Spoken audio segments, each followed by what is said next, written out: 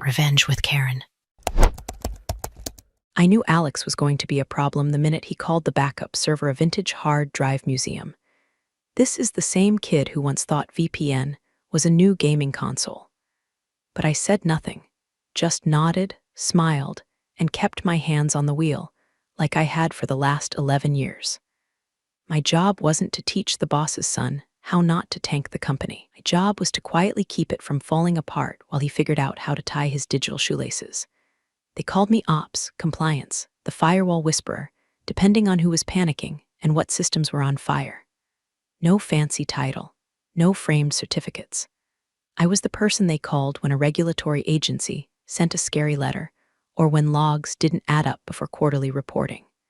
Everyone else put out fires with meetings. I did it with encrypted backups, midnight audits, and a muttered prayer that someone upstream hadn't lied on a form again. Spoiler, they had. It wasn't always like this. There was a time, years back, when we were a scrappy little team trying to stay alive in a competitive field. But as we grew, the rot started to set in, data discrepancies here, an internal audit that mysteriously never made it to legal there. I didn't raise alarms. I just started copying things. Quietly, a time-stamped report here. A file tree backup there, hash verification, password protected, stored where nobody could accidentally wipe it. I told myself it wasn't whistleblowing, just insurance. For the company, for me. And yeah, if you're still listening and like stories where the quiet one finally gets to watch the whole circus implode from a beach chair, maybe toss a like and subscribe. It helps the team keep digging into these twisted office sagas. You'd be shocked how many there are. Now, back to the slow burn disaster. See, I started noticing little things, not the kind you can shout about in a meeting without sounding paranoid. Just patterns. Numbers not matching logs, projects marked closed that still had active vendor pipelines, reimbursement reports that listed trips to regional offices we hadn't operated in since 2017. I'm not saying it was fraud, not then. It smelled like someone upstairs was sweeping filings under rugs and hoping nobody lifted the corners. So I did what I always do. I made a folder. Noteworthy discrepancies Q1, then a second. Q2 corrections unfiled. By the end of that year, I had a system. Encrypted archives of every audit trail, every compliance document with conflicting versions. Because here's the fun part about regulatory filings. Once it's signed, it's gospel. If your gospel is built on doctored spreadsheets and deleted logs and an actual regulator shows up, you don't get fined, you get buried. Nobody knew what I was doing, not even legal. I wasn't hiding it out of guilt. I was hiding it because I'd seen what happened to the last person who raised their hand. They got restructured. Their systems were gone by lunch. Their badge stopped working mid-coffee. 1 minute, a trusted pillar. The next, vanished. So no, didn't go to anyone. I just made sure that if the storm came, I'd have dry land to stand on. And then came the golden boy himself, Alex, fresh from a semester and a half of community college business classes and daddy's money, newly crowned as VP of Digital Infrastructure, which apparently now included compliance oversight, server architecture, and security access management. The only thing this guy knew how to consolidate was blame. Day 1, marched into IT like a substitute teacher on a power trip and started pulling cables metaphorically and literally. Said we had too many legacy systems, like redundant compliance nodes. That was me, by the way. I was the node. To be fair, I don't think he was malicious. Just stupid. Stupid in that brand name way where you don't have to know what you're doing because no one will ever call you on it. He started issuing access reports, stuff I'd already filed, deleted what he called duplicate logs, asked HR why we were still running monthly access audits manually. Because automation, he said, efficiency, innovation. And still, I said nothing. I just kept backing things up. Because by then, I'd seen him delete 3 months of access logs after someone from accounting asked why a vendor was logging in after hours. I'd seen him merge 2 totally unrelated datasets for a quarterly report and say, good enough. I'd seen him approve software updates without version control, which, if you've ever dealt with a compliance audit, feels like handing your house keys to a raccoon. I didn't stop him. I didn't argue. I made another folder. This one was labeled if I get fired, and I started to fill it. You ever watch a toddler try to operate a blender? That's what it felt like when Alex got his hands on admin privileges. Except instead of a smoothie, was our regulatory exposure on the line. His first day with full access, He walked into the server room like he was entering a nightclub. Sunglasses on, latte in hand, pointing at machines like he was picking toppings at a frozen yogurt bar. What's this one do? That's the SFTP node that handles quarterly tax doc encryption. Cool. Do we still need it? He didn't wait for answers. By the end of the week, he'd yanked 3 redundant systems offline. Redundant only in the sense that they backed up the stuff his shiny new dashboards couldn't read. You know, things like incident logs, HR access histories, and asset movement trails. Real boring stuff, real important stuff. He called them old-school crutches, said we needed to be leaner, faster, more agile. Like compliance is a CrossFit class and not the reason we weren't getting sued into the Earth's crust every quarter. I kept my mouth shut. I'd learned by now. Speak up and you get labeled resistant to change. Quietly protect the company, and maybe, just maybe, you keep your job long enough to retire before the fallout hits. So I watched as he nuked a decade of carefully constructed redundancies, and I started tracking what was missing. Quietly. Again. The worst part wasn't the deletions. It was the arrogance. One morning, he pinged me on Slack with a screenshot of a report I had submitted 2 weeks prior, complete with the correct access logs, timestamps, everything. This is what I need from you ASAP. That's literally the one I sent you. No, I need it in my new format. Old one's obsolete, doesn't integrate with our dashboard. The dashboard you built last week, exactly. Streamlined. He streamlined a lot, including 6 years of access logs from our European partner database, which he wiped because GDPR's just European nonsense anyway. Flagged it in a private memo. I copied the last intact versions from our offsite archive. I moved the memo to my encrypted just-in-case folder. I didn't tell him a thing. Then came the first real sign that something had gone seriously sideways. While reviewing the audit trail for a quarterly vendor check, I noticed a series of deletions in our internal access logs. At first, I thought it was a script malfunction. Sometimes auto-archiving can do weird things if permissions overlap. But this wasn't automation. It was targeted. Specific log clusters, selectively removed, all in the last 3 weeks, all correlating with third-party vendor access. Which, to be clear, is the exact kind of thing federal inspectors lose their minds over. When I pulled the server error reports from the backup buffer, I found access entries that no longer existed in the primary system. According to the official logs, no one had touched that vendor gateway in months. According to the backups, someone, possibly Alex, possibly someone using his credentials, had been logging in at 2:14 a.m. 4 nights in a row to run batch exports from our internal finance systems. That's not just sloppy, that's lawsuit level. I brought it up with a colleague in legal. Casual like. Hey, hypothetically, if someone were deleting vendor access logs, but still pulling, would that be a red flag? She went quiet, then said, only if you like your company solvent, so yeah. I made more backups, but I also started printing.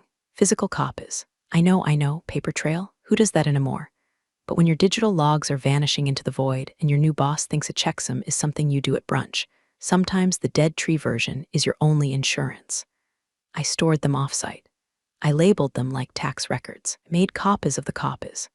Because Alex wasn't just reckless, he was erasing the company's history one keystroke at a time, and everyone above me was too busy praising his disruption to notice the fire behind the glass.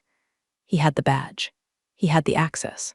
But he didn't know that every time he deleted something, I saved it twice. Once for the company, and once for me. There's a moment when you stop trying to fix the machine and start documenting its collapse. Mine came on a Tuesday. Rainy, cold, one of those mornings where the coffee tastes like wet cardboard and the office smells like ozone and printer panic. I just ran a cross-check on our internal audit logs, again, and came up with the same nightmare. Entire sessions gone. No login, no logout, no record of access, just gaps. Like someone had gone in with an eraser and surgically scrubbed out anything that could tie them to real-time violations. That's when I crossed the line, from loyal employee to unofficial archivist of corporate disaster. I wasn't trying to be a hero. I wasn't planning revenge. Hell, I didn't even want to leave. I just knew that if anyone ever audited us for real, like federal boots-on-the-ground kind of audit, we'd go down in flames, and my name would be on half the signature lines. I'd be the last known compliance officer on record for the years Alex was busy pretending to run a startup inside a Fortune 500. So I started pulling compliance snapshots. Not just 1 or 2 reports, full sweeps. Access logs, vendor contracts, deleted user trails, shadow systems, everything. I wrote my own little script, something harmless that piggybacked off the nightly backup routines. It zipped, time-stamped, hash-verified, and encrypted every file, sent it to a drive only I controlled. I named it after my grandmother's cat, just in case someone nosy got curious. The encryption wasn't just to hide it from prying eyes. It was insurance. Proof that what I had was untouched, unaltered, undeniable. If I ever needed to drop it in front of a lawyer or a regulator, the file hashes would speak for themselves. No edits. No, she faked this after getting fired. Just raw truth locked in math. And the thing is, I wasn't the only one noticing the cracks. Someone from finance pinged me asking if I knew why their access logs from last quarter were showing empty tables. Then another from risk management, wondering why certain audit trails were showing error not found. I played dumb. Must be a sync issue. Let me look into it. Meanwhile, my drive was steadily filling with the ghosts of a company slowly deleting itself. I got bold, not careless, never careless, but bold. Started including flagged items in the backups. Items I wasn't supposed to have access to anymore. Alex had yanked a bunch of team permissions when he took over, but he didn't know where all the skeleton keys lived. He didn't revoke access to the old cache servers. He didn't disable legacy routing scripts. He didn't even change the default admin passwords on the sandbox environments. So I wandered through the system like a ghost in my own house, collecting evidence of our decay. A flagged vendor contract that hadn't passed legal review but was still active.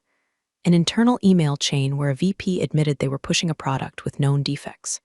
And the real kicker, a compliance override dated and signed by Alex himself, clearing a vendor from background checks because, get this, they're friends of the family. That one went in its own folder. I called it ignition. I kept everything. I encrypted everything, not to leak it, not to weaponize it, but because if the day came when someone stood in a boardroom and asked, how did this happen? I wanted the answer to be ready. I didn't trust legal to keep it. I didn't trust HR to find it. And I sure as hell didn't trust Alex to understand why it mattered. The moment I knew I was past the point of no return was when I pulled my old laptop out of the closet. Not the company-issued one. My own, wiped clean, air-gapped from the network, secure as a vault. I loaded the encrypted snapshots onto it, then backed them up to a secondary offline drive. Then I made a dead man's switch. If I didn't log in every 72 hours, the drive would automatically send a decryption key to 3 separate email addresses: my lawyer, a journalist I'd met at a compliance conference, and my sister, because I wasn't just archiving anymore. I was preparing for the day they tried to erase me too. Let's be clear, I didn't want to use any of it. I still hoped, foolishly maybe, that someone upstairs would finally see what was happening, that the grown-ups would come back, that Alex would get shuffled into a corner office and someone with a spine and a brain would take the wheel. But hope doesn't keep you safe when the building's on fire. Backup drives do, so I kept copying. Every deletion he made, I mirrored. Every change to a policy file, I preserved the original. Every lie in the system, I timestamped its birth certificate. Quietly, obsessively, like a forensic pathologist building a case for a crime not yet reported. Because if they were going to bury the truth, I'd be the one keeping the map. The meeting request came through at 7:42 a.m. sharp, subject line, routine check-in policy compliance review. Sent from HR, carbon copied to IT, the calendar invite that practically reeked of something rotting beneath the corporate carpet. I'd seen this dance before. HR doesn't schedule routine meetings unless someone's got their finger on a trigger. I clicked accept, then stared at the screen long enough to watch the mouse cursor start blinking like a warning light. My gut tightened, not panic, just pressure. Like the air thickens a second before a thunderclap. Something was moving behind the walls. I'd finally tripped the sensor. An hour later, I got the second signal. A sysadmin I barely knew, Jason, from Tier 2 support, sent me a Slack message with a single line. Hey, just a heads up, your account got flagged in last night's bandwidth audit. Big spike. You doing some cleanup? I typed back, just backups. He replied with a thumbs up emoji and then nothing else. That's when I knew they were watching. See, Jason wasn't the type to care about audits, unless someone told him to. Which meant Alex had finally noticed the data trail I'd been leaving behind, or at least suspected. He wouldn't understand the backups, wouldn't grasp encryption hashes or version control, or why having 3 copies of a regulatory memo might actually be a smart thing when half the compliance framework had been duct taped together with slack threads and blind optimism. No, to Alex, large download looked like theft, treason, disloyalty, probably a felony in his Silicon Valley cosplay brain. I kept my face blank and my hands steady, clicked through the open tickets, replied to a finance lead's request for historical vendor logs, approved a permissions change for the procurement tool, all while my fingers moved like muscle memory to one final task, syncing the last encrypted compliance set to the off-network drive. One more copy of every deletion he thought was buried. Every override, every shortcut, every late-night access spike with his name on it. I gave the folder a name, Doctrine, just in case I never got to explain it myself. That's when he cornered me, near the break room. I was pouring the dregs of a sad pot of decaf into a cracked company mug when I felt him behind me. That kind of energy that makes the hairs on your neck stiffen like they're tuning into static. I turned slow. Alex stood there, smiling like a cat who just figured out where the bird feeder was. "I know what you're doing," he said. I let the silence hang. Let him fill it with whatever conspiracy his half-cooked brain had cooked up overnight. "You've been moving files. Personal drive. I had it check. Company policy allows for local compliance archives with encryption." He snorted. "You think hiding behind protocol will save you? I think following it will." I took a sip of coffee. It tasted like ashes. He stepped closer. Voice dropped to that faux-threatening whisper the worst kind of people use when they've never faced real consequences. "You're not as smart as you think. You're not protected. When this lands, it's gonna land on you." And in that moment, I wasn't afraid. I was done. Done hoping someone upstairs would grow a backbone. Done patching holes in the hull while the captain drilled new ones. Done playing janitor for a digital crime scene. I looked him in the eye and said, "If you're that sure, file the paperwork." He blinked, didn't expect that. He wanted me rattled, defensive, guilty. Instead, I walked past him. Calm, final, back at my desk, the backup finished syncing. Green light, 100% verified. I pulled the drive, tucked it into my bag, wiped the temporary workspace. Disabled scripts, closed tabs, sent one last internal message to my personal email. A checksum note, nothing sensitive, just enough to prove that the file existed and that I had the integrity record. Then I waited. Not long. By 3 p.m., my calendar was blocked for the HR meeting. By 3:01, the company's internal Slack was already whispering rumors, half-truths, slack-jawed gossip about how I was downloading trade secrets, planning to go rogue, maybe even building a case to sue. People I'd mentored were suddenly silent when I passed them in the hallway. My name had become radioactive, and still I said nothing. Because while they were busy writing the narrative, I was holding the receipts, every one of them, neatly labeled, securely stored, triple backed up, and encrypted so tightly that not even God himself could access them without the key. The betrayal wasn't shocking. Not really.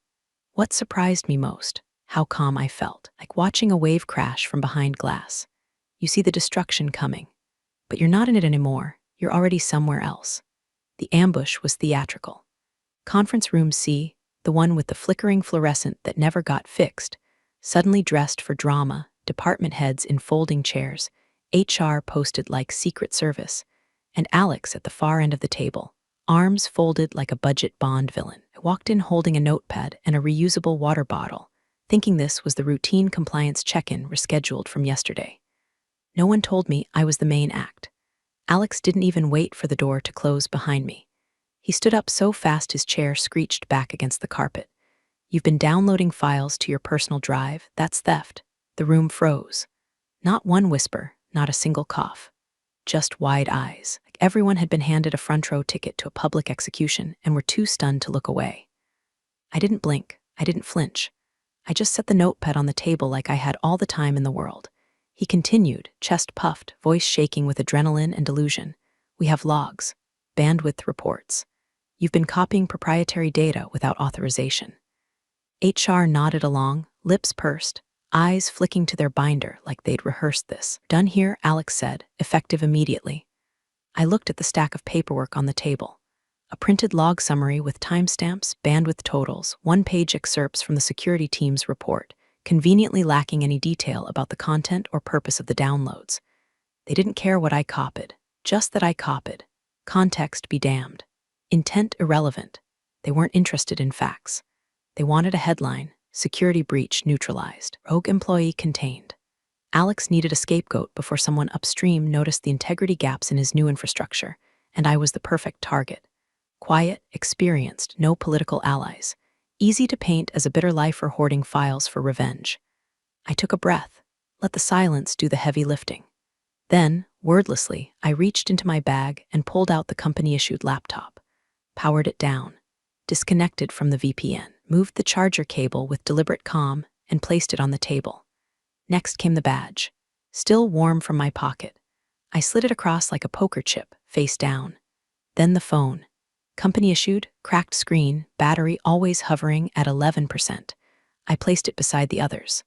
A little graveyard of tools that had kept the company afloat longer than most people in the room had been employed. HR cleared her throat. If you could just confirm your understanding of the termination cause, I cut her off. Not loudly, not with anger, just enough, it's all on there. I nodded toward the laptop. Every file, every download, every version, you'll want your lawyer. The words hung in the air like the smell of burned toast, subtle, acrid, signaling something had already gone wrong. Alex scoffed. We've already looped in legal. I smiled. Not a smirk. Just the expression you wear when you know something they don't. The bomb's already ticking and they haven't even noticed the wires under the table. No, I said quietly. You haven't. There was a flicker in HR's eyes. Doubt, recognition. Maybe both. I stood, took my water bottle and walked out. No shouting, no argument, no attempt to defend myself. They wanted a story. Let them write it. Let them parade it through Slack threads and closed-door debriefs. Let them pat Alex on the back and say, good catch, kid. Really cleaned house. Meanwhile, the truth was sealed in a drive they now owned but didn't understand. Encrypted, authenticated, time-stamped and hash-verified. The receipts were sitting in his lap and he couldn't read a word of it. That morning, I'd already triggered the final sync. The backup had completed at 7:06 a.m. A secondary key had been dispatched to legal, one level up, someone who hadn't been looped in. Someone who might actually read. He hadn't just fired the only person who knew how to hold the data together. They'd fired the only person who did. As I walked past reception, the security guard gave me a look, half sympathy, half confusion. I gave him a nod, said nothing. I didn't need to. The show was over. The fallout hadn't even begun. I didn't cry.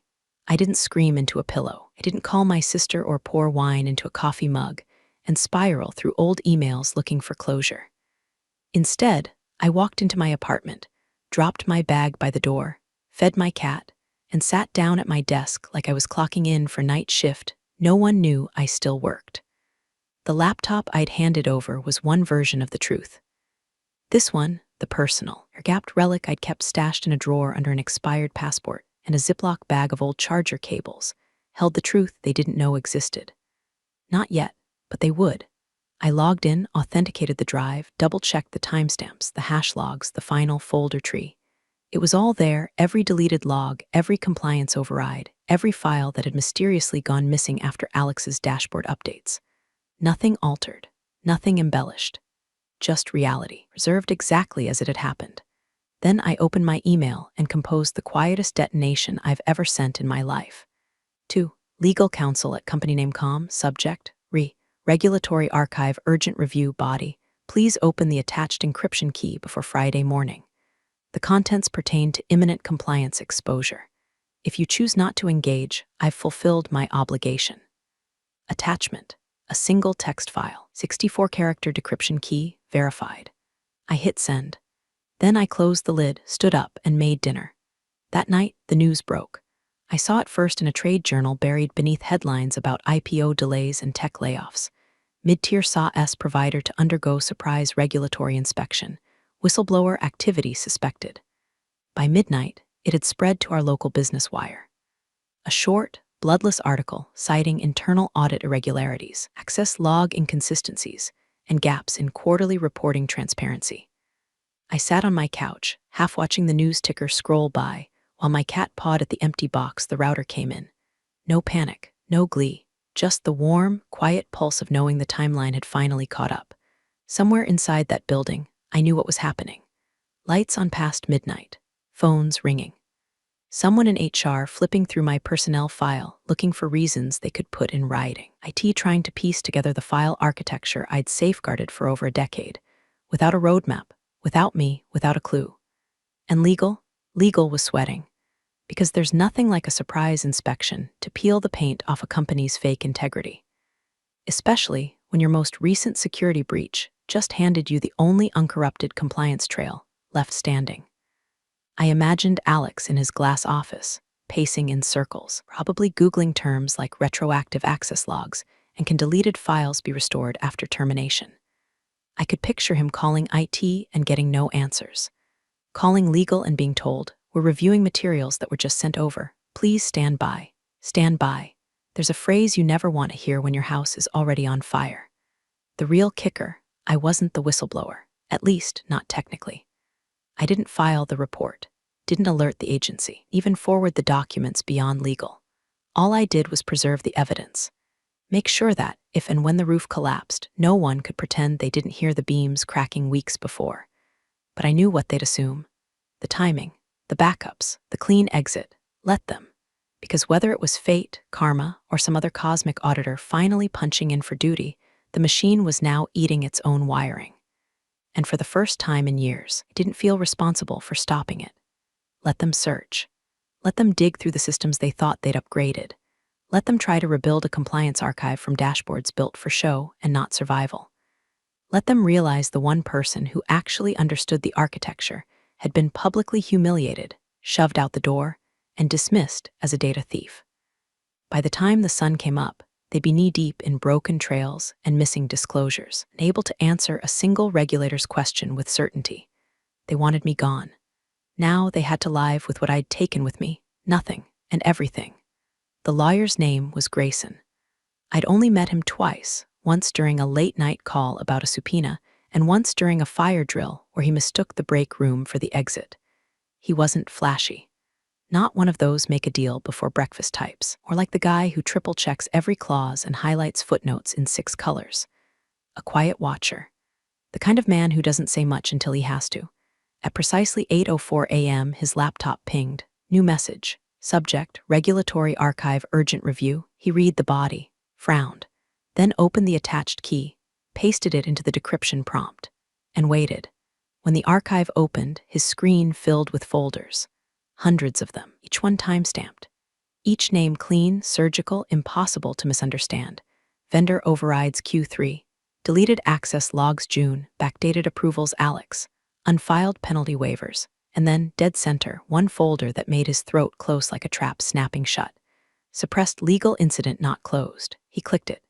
Inside, a PDF memo from an internal legal consultant. Dated 2 years prior. Marked confidential. Outlined in brutal detail how a third-party vendor had violated federal data retention laws on their system. The company was warned, told to suspend work with the vendor until full remediation. But the report had been closed manually, override signature. Alex.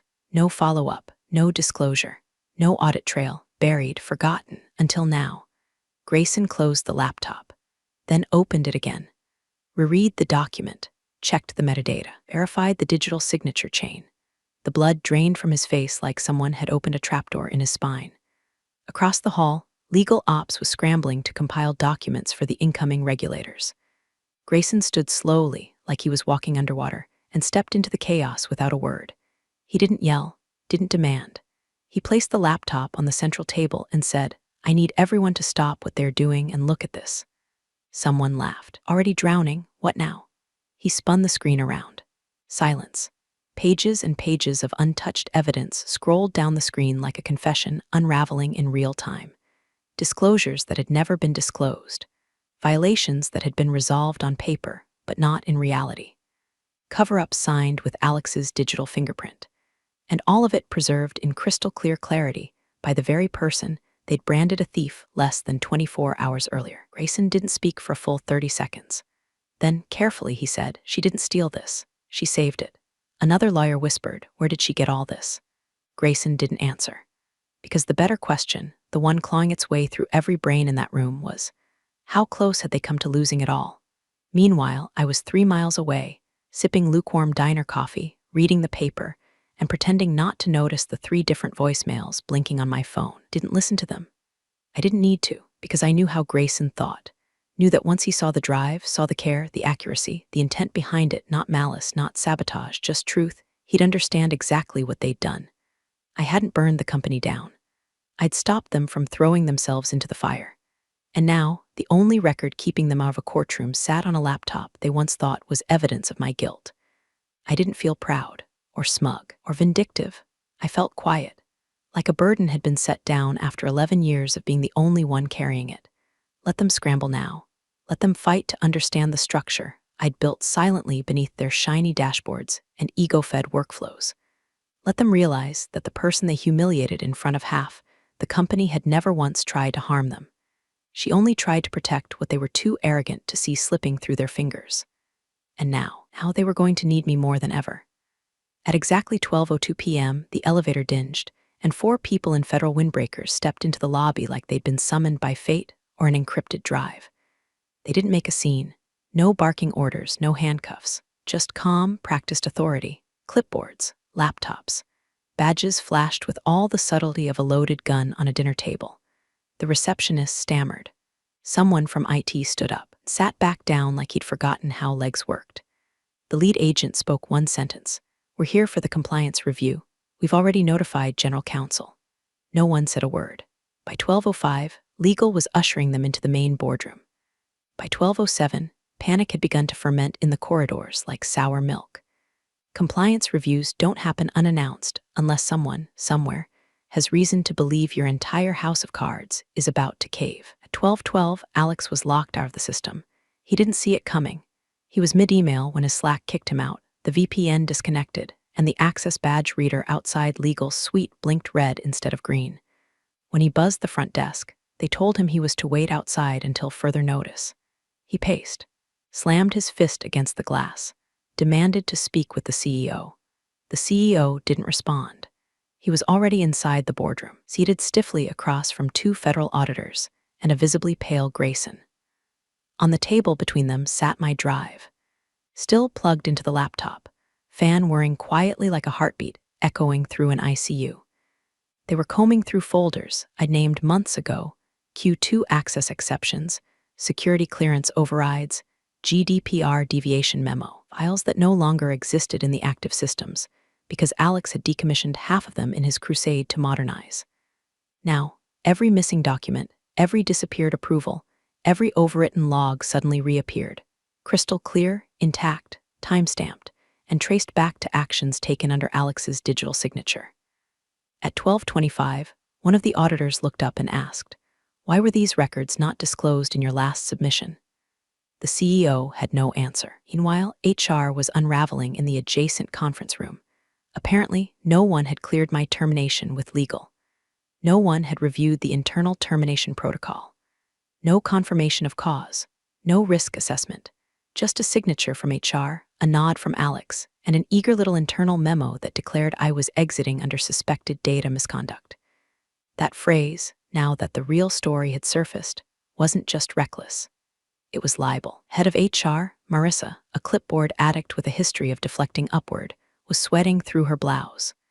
She barked orders at subordinates, demanded a copy of the termination packet, and then promptly dropped it when she realized Grayson had already seen it. By 1 p.m., word had spread. People weren't speaking openly, but you could feel it in the air, the sudden shift from gossip to reverence. Name no longer whispered like a cautionary tale, but now muttered like a prayer. She saved all that. I thought she got caught stealing. Wait, she had the logs. Why didn't anyone check before firing her? No one had answers, just excuses. The CEO stayed silent through most of the audit review, watched as folder after folder opened on the screen. As every lie, every deletion, every shortcut exposed itself without drama, without exaggeration, just undeniable fact, preserved by someone they'd publicly branded a liability. And through it all, I wasn't there. I wasn't in the building. I wasn't on the call. I wasn't refreshing Slack or watching LinkedIn for breadcrumbs of validation. I was at a bookstore, thumbing through a paperback I'd read 10 years ago and finding it better the second time. Because that was the point. They hadn't just fired me. They had nearly erased the only thing tethering them to legal survival. Their entire corporate credibility now hinged on documents they had mocked, deleted, or buried, and only I had saved them. My absence was a presence. Every folder they opened, mine. Every violation revealed, one I'd caught before it detonated, Every answer they could give the feds, written in my silent handwriting, time-stamped, signed, and shelved for day just like this. They hadn't burned the place down. They'd tossed the extinguisher out the window before they realized the fire was in the walls. The boardroom was soundproof, but you could feel the silence from the hallway. 12 people seated around an oval table that had hosted a decade of acquisitions, investor pitches, and high-stakes bluffing games, now reduced to a quiet tomb lit by overhead fluorescents and one open laptop. On its screen, the folder labeled suppressed legal incident not closed, blinking like a lighthouse over jagged rocks. Grayson didn't raise his voice. He didn't need to. She saved us from willful destruction of compliance evidence, he said, voice flat, final. If she hadn't preserved these files, every timestamp, every version control receipt, every access log we thought had been archived, we wouldn't be negotiating with regulators right now. We'd be indicted. The CFO exhaled hard enough to fog his glasses. Someone from Risk whispered, criminal exposure? Like DOJ? Grayson nodded, easily, especially with that vendor override, especially with that suppressed incident. Alex's override signature is on 3 of the highest violation items. That's obstruction, if not now, then retroactively, depending on how the feds view the deletion trails. Across the table, Alex sat pale and motionless. For the first time in his brief, disastrous reign, he had nothing to say. The CEO looked at him, his own son, expression that couldn't decide between shame, horror, and something dangerously close to fear. His voice came out hoarse, like it had to crawl over broken glass to escape his throat. What have you done? No answer. What could Alex say? That he thought her backups were just a power trip, that he was cleaning up legacy junk, that he thought compliance meant clicking yes on a dashboard he built in a week with 0 versioning logic. The truth sat in front of them, neatly labeled, #verified, and saved by the one person they'd humiliated and discarded like tech they didn't understand. That afternoon, the settlement meeting was held. No press, no lawyers on her side, just an offer slid across a sleek wooden table. Grayson was present, of course, and one senior partner who looked like he hadn't slept since the auditors walked in. We want to thank you, the partner said, quietly, discreetly. She didn't nod, didn't smile, like to retain limited use rights to the compliance archives, specifically the forensic files, original metadata logs, and legal correspondence snapshots. A pause. 7 figures, Grayson added. Tax advantaged, you'll be under NDA. We'll acknowledge the chain of custody and retroactively correct your termination status in writing. She leaned back, didn't ask for more, didn't gloat. She just said, put it in writing, and don't call again. And that was that. Kept the company. They avoided collapse. The CEO spun it as proactive cooperation, and Alex was quietly reassigned to a non-operational role in an international venture that didn't exist outside of an HR document. No apology ever came, but neither did another betrayal. Weeks later, she sat in a quiet co-working space above a bakery that smelled like cinnamon and freedom. No security badges, no panic ping emails, just a laptop, own login, and the blissful sound of no one else's mess to clean up. A colleague she barely knew walked in, an old contact from her freelance compliance work, and slid a plain white folder across the table. On it, founding partner agreement. She opened it. Inside, her name. Above it, principal advisor, compliance and ethics infrastructure. Under it, equity. Her hands didn't shake. Her pulse didn't spike. She didn't bring the old company down. She just made sure they couldn't drag her with them when they hit the wall. And now, she was building something they could never touch. Big thanks, you legends of the old office days. Subscribe to keep the switch-flicking chaos alive. Your ex-boss is shaking in their loafers.